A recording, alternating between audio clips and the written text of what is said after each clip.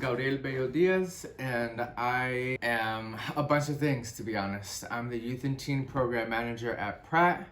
I am the founder of Antisocial, which is a local publication here in Seattle. And I'm an artist who makes a bunch of weird stuff whenever I want to.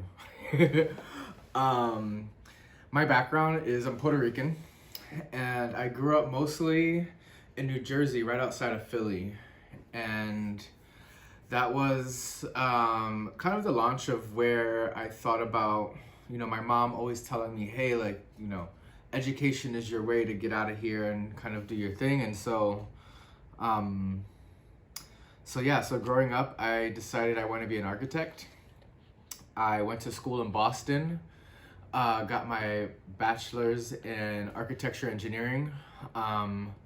Then I started my own company that did a lot of drafting work, which is drawing buildings on the computer. And I got kind of bored doing that. And so I went back to school to see if there was another form of architecture that interests me. So I did a bunch of online competitions for architecture where you could 3D model buildings and things like that. And then I found a school in Barcelona that talked about robotics and architecture, and I had no idea what that was about. And so it got me excited. It got me excited about education. So I was like, all right, let me do that. Let me go to school and see what this whole thing with robotic engineering was all about within architecture. And that led me to understanding what fab labs and maker spaces were, because in the architecture school, it was all about digital fabrication, which was like laser cutting and 3D printing. I have one here in my home, and I do use that for a couple of different projects. And so when I came to Seattle, I did just that. So I wanted to focus on making art spaces that were about not only endless amounts of creativity, but also like how do we get super nerdy about what we're learning, right? Like how do we code art in a way? And so that's where things kind of really took a turn in my career. I no longer was interested in architecture.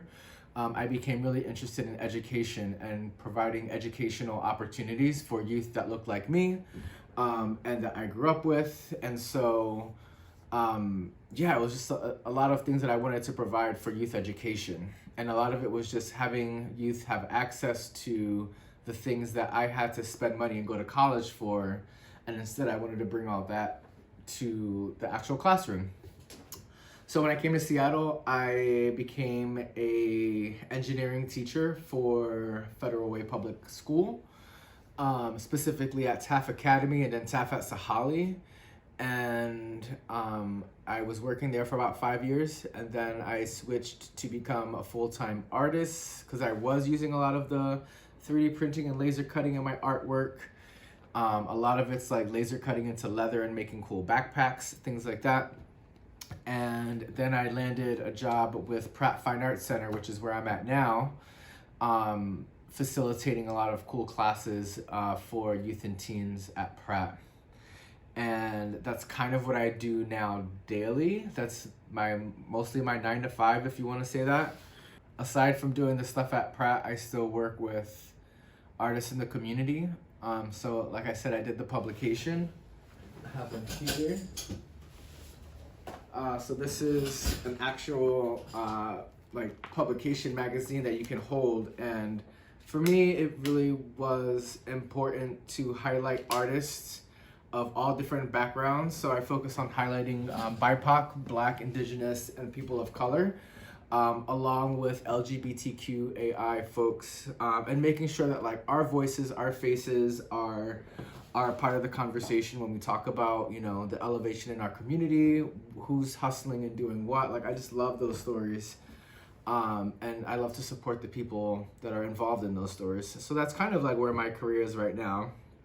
And I got to this path because, just trial and error, right? I started being a designer and an artist through the architecture industry, and I didn't feel like that was the industry for me. So I kind of became frustrated, but also, it was the school in Barcelona, which is the Institute of Advanced Architecture of Catalunya, that really showed me a different world of architecture, which led to the world of engineering and making, which led to this cool art sort of space that I'm in right now.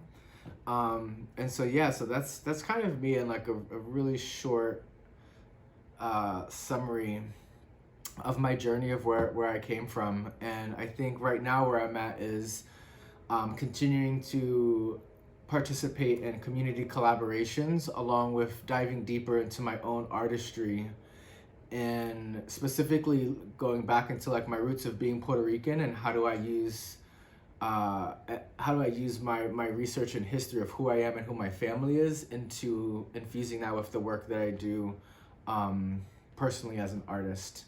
So yeah, feel free to always ask any questions you want, and yeah, thanks for listening.